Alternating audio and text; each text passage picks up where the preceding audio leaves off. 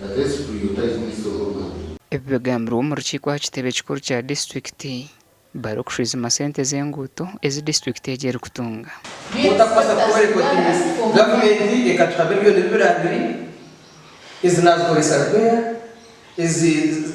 zakora enguuto kandi ahanguta izikakurotino izigashomba amabare izigashashura rawensi izineza karbatsi hatukuta kwasa kubera kecho yo mu road fund no bibereze. I was not accounting the total figure. If I was accounting, I would have indicated that is a senior engineer.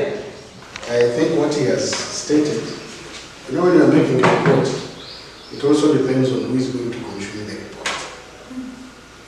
And I think in his wisdom, he thought that you wanted only the roads that have been made.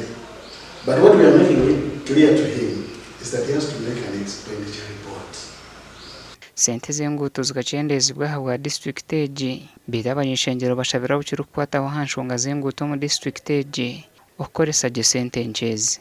N'amazima Buhweju gumiri abo kuba enguuto zayo n'obwo kukorera izoba enjura yagwa yije zitwara ekyo kiriho konka tutekwa kureba amagezi go kureba ngo enguuto ezo twazikoraje twatamu karvats zikumara kugira ngo drainage ebe nungi kandi nanangwana n'enjura kwino byakugwa oruguto rugumeho. Twenda twakora ikintu na cyabo shikunga kibicubwe niki ntabwo ejo natumanya mutwame tere biraka konka ko kutere keraka haki eje keraka nyinshi akarunduro bibiri cyafu kandi na hariya habire hatakuzi hatoshanga ngo ruguto rubona to kerabo ntabwo cyo tuyuntu prioritize twagera isente nki konka tukora akaguto abantu bamara ubuhire barabo mara imyaka 2-3 then tuze gukora handi hona bebembeze bina maskongo nibija kwata mpora omukore nguto neshigenderwa cyo kusya abantu buhereza. This bisinga kwa Ferko katagata bisimiro umuchukorisho. I think this is the road. Yes. Now I'm looking at it with 39 million. The very terrible spots